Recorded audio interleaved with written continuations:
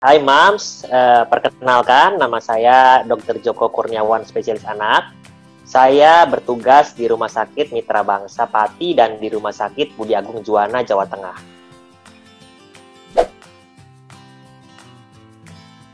Bayi sebetulnya 6 bulan pertama kita tahu nutrisi yang terbaik adalah ASI eksklusif. Tetapi setelah usianya 6 bulan, ASI sudah tidak bisa lagi mencukupi kebutuhannya. Oleh karena itu, MPASI sangat diperlukan untuk diberikan tepat waktu, yaitu di usia 6 bulan, untuk memberikan nutrisi yang tidak bisa lagi dicukupi oleh ASI, agar pertumbuhan anaknya tetap optimal. Misalnya kita ambil contoh yang paling terlihat jelas adalah kebutuhan zat besi. Pada anak di atas 6 bulan, kebutuhan zat besinya itu sudah sangat tinggi dan sudah tidak bisa tercukupi lagi oleh cadangan besi yang saat masih bayi masih mendapat dari cadangan dari darah ibu. Oleh karena itu, setelah usia 6 bulan jika tidak mendapatkan nutrisi dari MPASI, maka ASI tidak bisa mencukupi kebutuhan zat besinya. Maka akan ada resiko kekurangan zat besi atau kita kenal dengan sebutan anemia defisiensi besi, yang tentu berefek banyak. Salah satunya adalah untuk perkembangan otak dan tulang anak.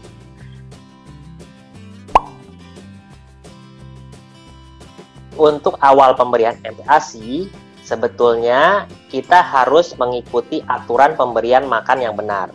Ada 4 syarat yang direkomendasikan oleh WHO atau Organisasi Kesehatan Dunia mengenai aturan pemberian makan pada anak. Yang pertama, syaratnya harusnya terjadwal atau teratur. Artinya, makan anak itu harus dibuat terjadwal kurang lebih 2-3 jam sekali. Ya, jadi tidak boleh lagi seperti waktu di bawah 6 bulan, di mana prinsipnya adalah ASI semau bayi. Jadi kalau dia sudah mendapatkan MPASI, maka harus terjadwal. Yang kedua adalah harus adekuat. Adekuat dalam hal ini harus mengandung komposisi yang seimbang. Komposisinya harus mengandung gizi lengkap, yaitu harus mengandung karbohidrat, lemak, protein hewani, dan sayur atau buah. Jadi tidak diperkenankan untuk memberikan menu tunggal, sekalipun itu untuk awal MPASI. Karena pemberian menu tunggal tidak bisa mencukupi kebutuhan pertumbuhan bayinya. Jadi harus mengandung menu lengkap yang tadi harus mengandung karbohidrat, lemak, protein hewani, dan sayur atau buah dalam setiap kali makan. Nah, pemberian makanan dengan gizi lengkap ini targetnya adalah 3 kali dalam sehari yang nantinya akan diselingi oleh 2 kali selingan atau snack. Ya, untuk porsinya silakan diawali dengan 2-3 sendok makan yang bisa dinaikkan bertahap sesuai dengan kemampuan anak. Kemudian syarat yang ketiga adalah aman atau higienis. Artinya dalam hal penyiapan MPASI-nya harus memperhatikan betul faktor kebersihan.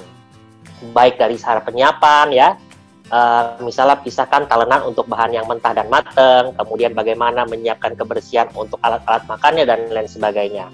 Dan tidak lupa memperhatikan cara penyimpanan MPASI-nya, di mana cara penyimpanan MPASI yang baik adalah jika disimpan di bawah suhu 5 derajat atau di dalam kulkas, atau suhunya di atas 70 derajat, misalnya di slow cooker. Selebihnya di antara 5-70 derajat, maka makanan itu harus segera dikonsumsi dalam waktu 2 jam. Kemudian yang terakhir, syarat yang keempat adalah diberikan dengan cara responsive feeding. Artinya tidak boleh ada paksaan, kemudian suasana makan harus kondusif, dan ibu tetap menelateni makan anak tanpa adanya distraksi. Distraksi maksudnya dalam arti kata, mengalihkan perhatian anak untuk makan, misalnya sambil main atau sambil nonton, itu tidak dibenarkan. Jadi anak harus diajarkan untuk fokus makan, karena makan bukan hanya sekedar memberi makan pada anak, tetapi merupakan salah satu proses belajar untuk anak.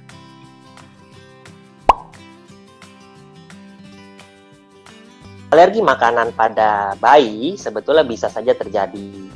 Alergi bisa dari menu apa saja atau tipe apa saja bisa. Biasanya diperhatikan pada saat kita memperkenalkan MPASI apakah ada reaksi-reaksi alergi seperti muncul ruam kemerahan, kemudian apakah diare atau konstipasi, mual, muntah, dan lain sebagainya. Tentu kalau didapatkan ada kecurigaan terhadap salah satu jenis makanan, yang pertama dilakukan adalah kita hindari dulu yang dicurigai alergi tadi, kemudian apakah gejalanya membaik. Kemudian kalau gejalanya membaik, kita coba berikan lagi. Kalau memang sudah membaik, kalau memang muncul kembali gejala alergi, maka baru bisa dipastikan kemungkinan besar alergi. Tapi perlu diingat, Alergi makanan pada bayi atau anak biasanya itu alergi terhadap protein. Jadi makanan yang bersumber protein biasanya. Jadi jarang sekali kalau dia alerginya buah atau sayur atau karbohidrat misalnya. Walaupun ada, tapi itu sangat jarang sekali. BLW adalah metode baby led weaning singkatannya. Artinya kita memberikan makanan di depan anak dan membiarkan anak bereksplorasi sendiri untuk memakan makanan yang ada di depannya. Nah, prinsip makan seperti ini sebetulnya tidak dibenarkan karena tidak sesuai dengan aturan makan yang tadi saya bilang harus diberikan secara responsive feeding. Jadi baby led weaning hanya membiarkan anak untuk mengeksplorasi sendiri makannya, sementara anak masih dalam proses belajar untuk mengenal makanan. Sehingga resiko kalau kita memberikan makan dengan cara baby led weaning, maka nutrisi yang diberikan atau yang masuk ke dalam tubuh bayi tidak akan optimal. Sehingga nanti dikhawatirkan berat badannya tidak akan naik sesuai dengan yang seharusnya.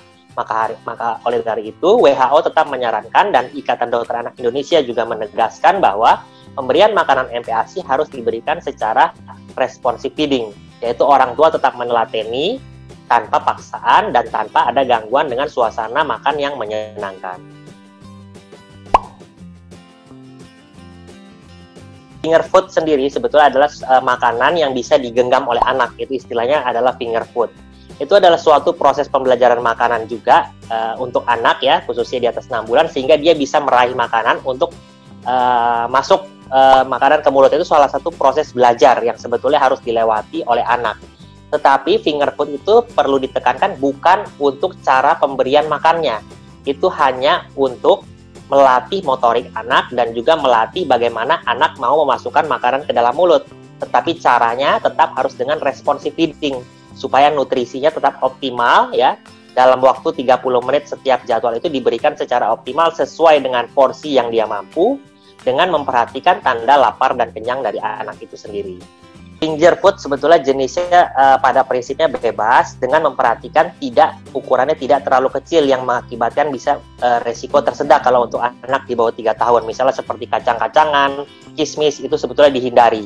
Berikan makanan yang betul-betul bisa digenggam dan memiliki resiko tersedak yang kecil, sehingga itu kalaupun dia makan tidak sampai tersedak. Kalau kita bicara stunting, berarti anak itu bermasalah pada panjang badan atau tinggi badannya, di mana tidak sesuai dengan usianya. Jadi misalnya, kalau kita berbicara tentang pertumbuhan anak, kita kan tidak hanya berbicara tentang berat badan. Ada 3 parameter utama yang harus diukur setiap bulan, yaitu berat badan, panjang badan, dan lingkar kepala. Nah, kalau kita bicara stunting, berarti panjang badan yang bermasalah. Umumnya yang disebut stunting, faktor yang menentukan kenapa tidak sesuai dengan usia adalah faktor nutrisi yang sifatnya dalam jangka waktu lama. Ya, berbeda dengan berat badan sifatnya jangka pendek. Jadi kalau dia misalnya bermasalah makannya seminggu, maka yang otomatis terpengaruh langsung adalah berat badannya akan turun. Tapi kalau kita bicara panjang badan yang tidak naik sesuai usia, maka faktor kekurangan nutrisi ini sudah berlangsung lama. Biasanya sudah berbulan-bulan. Nah, itu yang kita cegah jangan sampai terjadi stunting kan. Oleh karena itu, apa salah satu tipsnya? Salah satu tipsnya adalah memberikan asupan nutrisi sesuai dengan aturan pemberian makan yang benar, sesuai WHO tadi, dan sesuai rekomendasi Ikatan Dokter Anak Indonesia. Dan tentunya selalu dipantau setiap bulan, sehingga tidak ujuk-ujuk, tiba-tiba kalau kata orang ujuk-ujuk, ternyata pendek gitu. Padahal harusnya diukur setiap bulan, sehingga dalam tahapannya itu kita tidak pernah terlewat. Kemudian tips yang berikutnya adalah supaya anak tidak stunting adalah anak tidur malam maksimal jam 9 malam. Gitu, karena hormon pertumbuhan relatif aktif setelah 2 jam anak tidur, yaitu di sekitar jam 11 malam. Kalau pola tidur anak melebihi jam 9, biasanya hormon pertumbuhan tidak akan keluar secara optimal, yang nantinya tentu akan berpengaruh terhadap pertumbuhannya. Cara resep MPASI itu banyak sekali, bahkan kalau di internet, di Gramedia, mungkin di toko-toko buku banyak sekali resep MPASI. Sebetulnya pada prinsipnya itu bebas saja, asal satu tadi mengandung syarat MPASI yang benar. Tentu dengan komposisi gizi yang seimbang ya, mengandung karbohidrat, lemak, protein hewani, dan sayur atau buah. Ingat, saya tekankan kembali, bukan menu tunggal, dan proteinnya yang diutamakan adalah protein hewani, bukan protein nabati. Karena di situ penting untuk pertumbuhan bayinya. Kemudian yang berikutnya adalah jangan lupa memberikan bumbu-bumbu seperti garam dan gula. Terkadang orang tua khawatir malah memberikan garam atau gula pada MPASI. Sementara garam dan gula sendiri sebetulnya ada kebutuhan harian yang harus dipenuhi oleh anak di usia 6 sampai 12 bulan, apalagi di atas 1 tahun. Dan juga anak di situ sudah mengenal rasa, ya, sehingga makanan MPASI kalau mau dimakan oleh anaknya dengan lahap, rasanya juga harus enak.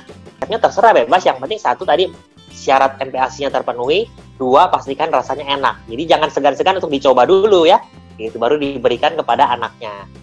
Jangan lupa like, komen, dan subscribe akun YouTube mamapapa.id agar Mamin bisa lebih semangat lagi untuk membagikan berbagai informasi untuk moms dan keluarga. Kalau mau nonton video yang lainnya, bisa klik di sini ya. Oke, mamapapa.id pamit dulu ya moms. Terima kasih.